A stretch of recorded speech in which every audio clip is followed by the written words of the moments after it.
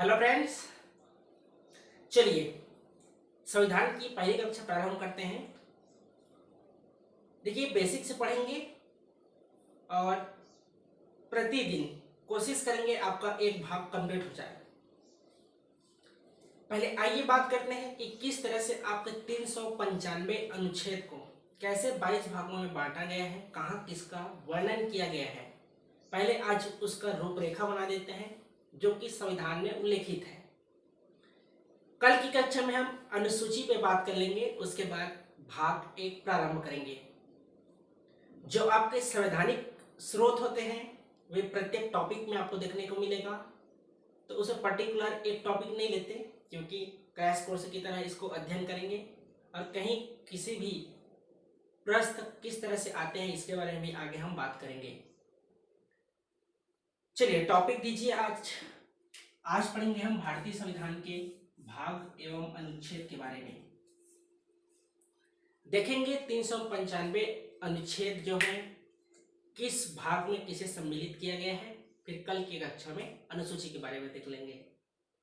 यदि कोई हमारे चैनल में नए होंगे तो चैनल को सब्सक्राइब कर लीजिए, बेल आइकन को भी क्लिक कर लीजिए।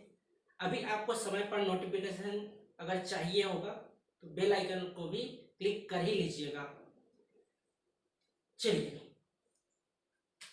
पहले भाग में लिखिए भाग, दूसरा में विषय वस्तु, तीसरा अनुच्छेद। अगर आपके पास इस तरह से पेज होगा तो इधर 3 भागों में विभाजित कीजिएगा। पहले भाग में लिखिए भाग, दूसरे में लिखिए विषय वस्तु और तीसरे में लिखिए अनुच्छेद। अगर इस पेज में पूरे ना आए तब दूसरे पेज में भी उसी तरह से लिखिएगा। पहले में लिखिएगा भाग, दूसरे में विषय वस्तु और तीसरे में लिखिएगा अनुच्छेद। ठीक है, 3 भाग में विभाजित कीजिए और साथ ही साथ नोट्स बनाते जाइए और याद करने की कोशिश कीजिएगा। ठीक है,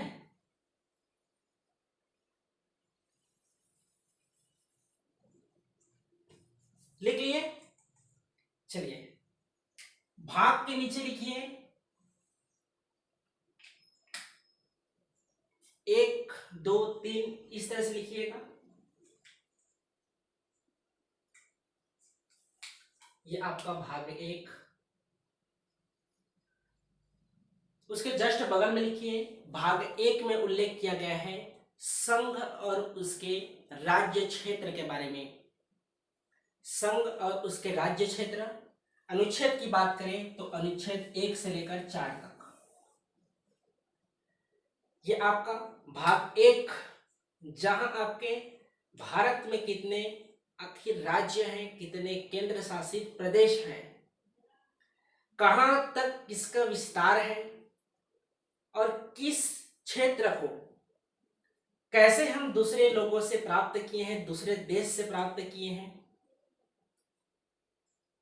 किस अनुच्छेद के तहत कौन से राज्य का गठन होता है, इन सभी के बारे में अध्ययन हम भाग 1 में करेंगे, जहां आपका उल्लेख किया गया है संघ और उसके राज्य क्षेत्र के बारे में। अनुच्छेद देख लिए 1 से लेकर 4 तक। चलिए भाग 2 लिखिए। भाग 2 में लिखिए नागरिकता की बात की गई है और नागरिकता का उल्लेख है आपका अनुच्छेद 5 से लेकर 11 तक। देखिए, सबसे पहले देश की कल्पना की गई है। जब संविधान का निर्माण किया जा रहा था तो संविधान के निर्माण के साथ पहले आपका देश की बात हुई है, कितना क्षेत्र है, उसके बाद वहां के लोगों की, स्थानीय लोगों की नागरिकता की बात की गई है। इसलिए इसे पद सोपान की श्रेणी में देखा जाए तो नागरिकता को दूसरे भाग में शामिल किया गया है। उसके नीचे आप देखेंगे तो नागरिक है, ठीक है, उनके मूल अधिकार क्या होंगे ये आपके भाग 3 में रखा गया है। तो इस तरह से अगर आप स्वयं एक संविधान के भाग को देखना चाहें तो सबसे पहले राज्य की बात की गई है, देश की बात की गई है, दूसरे में उसके निवास करने वाले नागरिक की बात की गई है और तीसरे में आखिर नागरिक हैं तो उनके मूल अधिकार क्या होंगे इसके बारे में बात की गई है भाग 3 में। नागरिकता में देखेंगे कि किस तरह से व्यक्तियों को आखिर नागरिकता मिलती है और किस तरह से आखिर समाप्त हो जाता है। इन सभी के बारे में हम भाग 2 में पढ़ेंगे। चलिए भाग 3 में लिखिए मौलिक अधिकार। क्या आपके फंडामेंटल राइट्स हैं? क्या मूल अधिकार है जिसके विरुद्ध कोई भी संसद कानून नहीं बना सकती है, और आपके किसी मूल अधिकार का हनन होने पर आप किस तरह से सीधा सुप्रीम कोर्ट या हाई कोर्ट जा सकते हैं, इसका अध्ययन हम मौलिक अधिकार, मूल अधिकार, फंडामेंटल राइट्स में करेंगे। इसका अनुच्छेद की बात करें तो अनुच्छेद है आपका 12 से लेकर 35 तक। ये हुआ आपका भाग 3। इसी में आपका भाग 4 है। भाग 4 में है राज्य के नीति निर्देशक तत्व, जिसे हम डीपीएसपी के नाम से भी जानते हैं, जिसे आयरलैंड के संविधान से लिया गया है। इसमें राज्य की बात की गई है कि राज्य के क्या क्या आखिर कर्तव्य होते हैं, क्या क्या उनको करनी चाहिए, जो कि राज्यों के लिए ऐच्छिक रहता है। इसका उल्लेख है अनुच्छेद 36 से लेकर 51 तक। ये हुए आपके भाग 4। इसी में है आपका एक नया टॉपिक, विषय वस्तु जोड़ा गया है भाग 4 का। भाग 4 का में क्या है? मूल कर्तव्य। आखिर आपकी क्या ड्यूटीज है, फंडामेंटल ड्यूटीज क्या है, यह जोड़ा गया है भाग 4 का में, जिसमें हम देखेंगे किस तरह से आपके मूल कर्तव्य हैं। ठीक है, जो आप सभी को करनी चाहिए, माननी चाहिए, उसका पालन करना चाहिए। इसका उल्लेख है आपका अनुच्छेद 51 का में। संविधान का अगर एक तरह से अध्ययन करें तो सबसे बड़ा टॉपिक रहता है आपका भाग 5 और भाग 6। तो भाग 5 में है आपका संघ की कार्यपालिका और 6 में है राज्य की कार्यपालिका।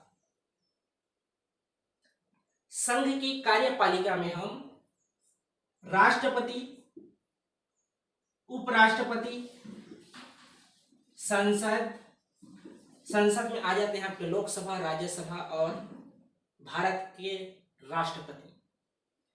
इसके अलावा कैग का अध्ययन करते हैं, और भी जो टॉपिक बचेंगे उसको हम अध्ययन करेंगे आपके जो संघ के अंतर्गत आते हैं, केंद्र के अंतर्गत आते हैं। तो ये आपका हुआ संघ की कार्यपालिका के बारे में। अगला है भाग 6 में है राज्य की कार्यपालिका। जिस तरह से आप यहाँ राष्ट्रपति के बारे में अध्ययन करते हैं, यहाँ राज्यपाल के बारे में अध्ययन करेंगे। यहाँ आप जिस तरह से प्रधानमंत्री के बारे में अध्ययन करेंगे, उसी तरह यहाँ हम मुख्यमंत्री के बारे में अध्ययन करेंगे। जैसे केंद्र का संसद होता है, उसी तरह राज्य का जो विधानमंडल और विधान परिषद होती है, इसका अध्ययन हम राज्य की कार्यपालिका के अंतर्गत करेंगे। तो इसका अनुच्छेद कितना है? 152 से लेकर 237, जबकि संघ की कार्यपालिका का अनुच्छेद है 52 से लेकर 151 तक। आसान है, याद करते जाइए।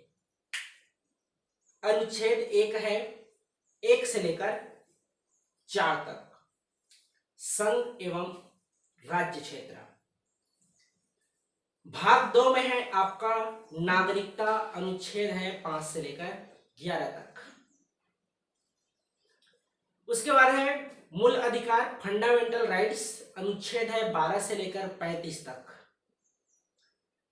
भाग 4 है राज्य के नीति निर्देशक तत्व, अनुच्छेद है 36 से लेकर 51 तक। जैसे ही आपका मूल जो राज्य के नीति निर्देशक तत्व समाप्त होते हैं 36 से 51 तक, उसके बाद है आपका मौलिक कर्तव्य। जो मौलिक कर्तव्य है वह है 51 का में।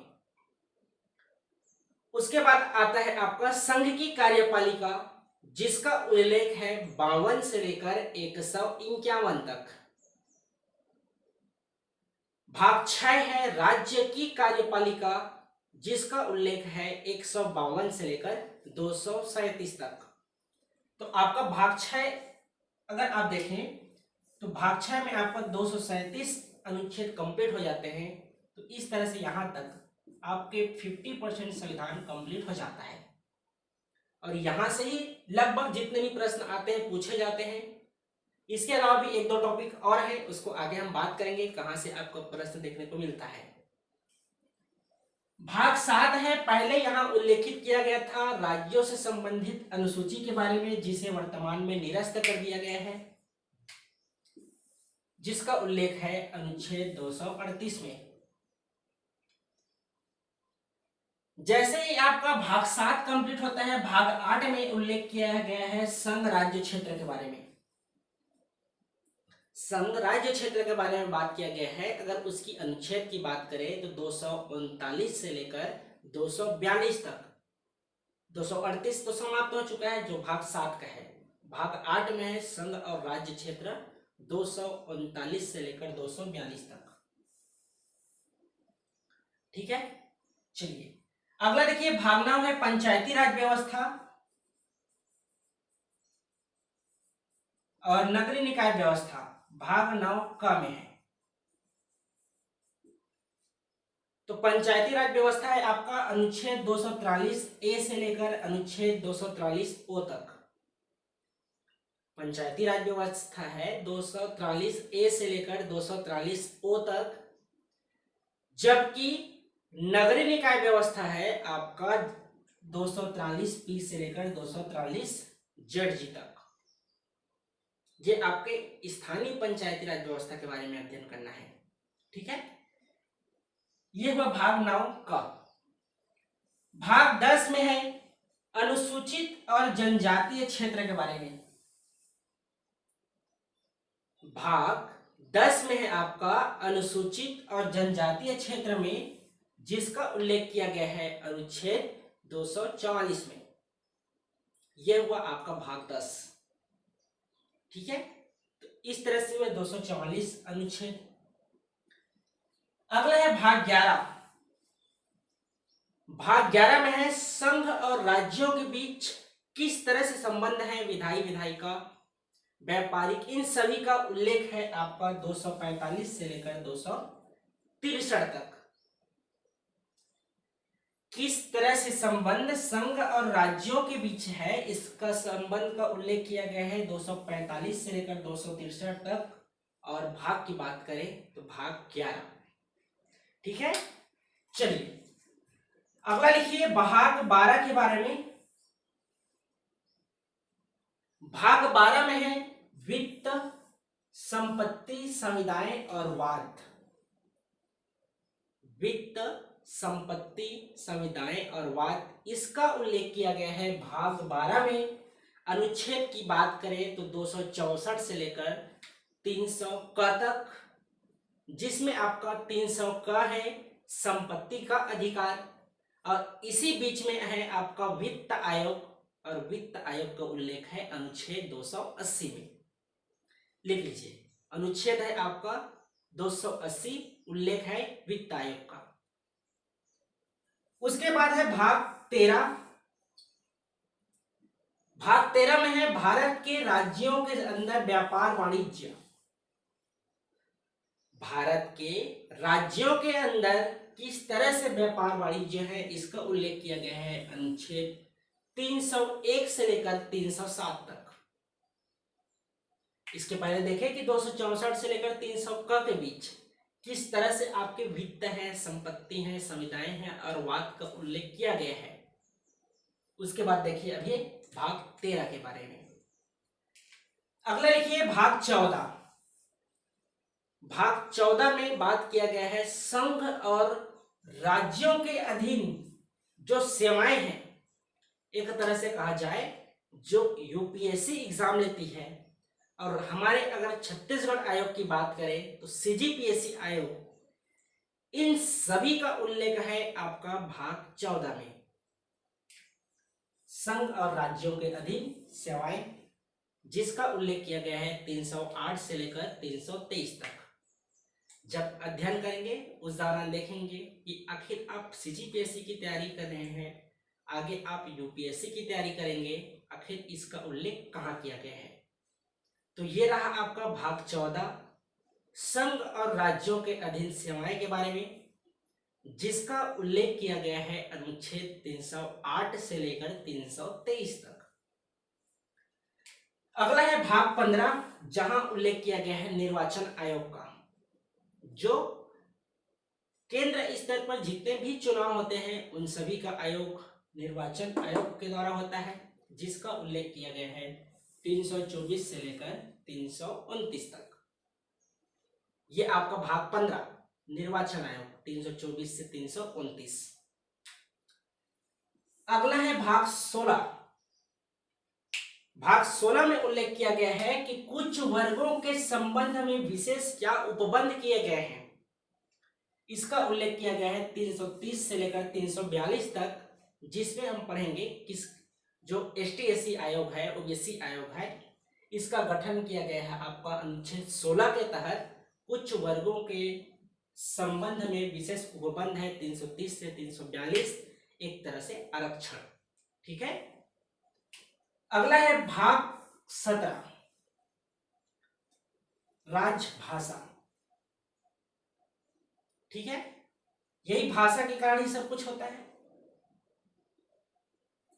तो भाग 17 में है राजभाषा के बारे में, जिसका उल्लेख किया गया है अनुच्छेद 343 से लेकर 351 तक। यह हुआ आपका भाग 17 के बारे में, जहां उल्लेख है राजभाषा 343 से लेकर 351 तक। अगला है भाग 18। भाग 18 में है आपात उपबंध, जहां पढ़ेंगे आपातकालीन क्या होती है, राष्ट्रपति शासन क्या होता है, इन सभी के बारे में हम आपात उपबंध में पढ़ेंगे, जिसका उल्लेख किया गया है अनुच्छेद 352 से लेकर 360 तक। ठीक है, ये हुआ भाग 18 के बारे में। भाग 19 इंपॉर्टेंट नहीं है, फिर भी याद रख लीजिएगा। भाग 19 में उल्लेख किया गया प्रकीर्ण के बारे में 361 से लेकर 367 तक। नहीं भी पढ़ेंगे तो भी कोई दिक्कत नहीं है, इसको याद रखेंगे। अनुच्छेद पूछा जाता है। भाग 20 में है आपका संविधान संशोधन। इसका उल्लेख कहां पर है, तो इसका उल्लेख है भारतीय संविधान के अनुच्छेद 368 में। याद रखेंगे ना, ये पूछा जाता है संविधान संशोधन। तो 368 अनुच्छेद पर है आपका भाग 20 संविधान संशोधन। ठीक है, तो यह हुआ भाग 20 के बारे में। अगला है भाग 21। भाग 21 में है अस्थायी संक्रमणकालीन और विशेष उपबंध। जो अभी दर्जा प्राप्त था जम्मू कश्मीर को, इसका उल्लेख था आपका भाग 21 में। अनुच्छेद था 369 से लेकर 392 तक। कुछ इंपॉर्टेंट बात है, उसका यहाँ पर अध्ययन करेंगे। और अंतिम में है भाग 22। भाग 22 में उल्लेख है संक्षिप्त नाम, प्रारंभ, हिंदी में प्राधिकृत पाठ और निरसन के बारे में, जो उल्लेख है आपका 393 से लेकर 395 तक। तो इस तरह से हुए भारतीय संविधान के 22 भाग। और अनुच्छेद की बात करें तो 395 अनुच्छेद, इन सभी के बीच संबंध देखे हैं कि कौन सा आखिर अनुच्छेद कौन से भाग में सम्मिलित है। तो आने वाले दिनों में कोशिश करेंगे प्रत्येक दिन एक एक टॉपिक आपको कंप्लीट करेंगे। इसमें का जो आपका संघ की कार्यपालिका है और राज्य की कार्यपालिका है, लगभग एक एक हफ्ते की क्लास होगी। तो ये आपका सबसे लंबा जाएगा क्लास। बाकी कोशिश करेंगे कि प्रत्येक भाग को एक दिन में कंप्लीट कर दिया जाए। चैनल को सब्सक्राइब कर लीजिएगा जो नए छात्र होंगे इस चैनल में, ताकि समय पर आपको जानकारी मिल जाए।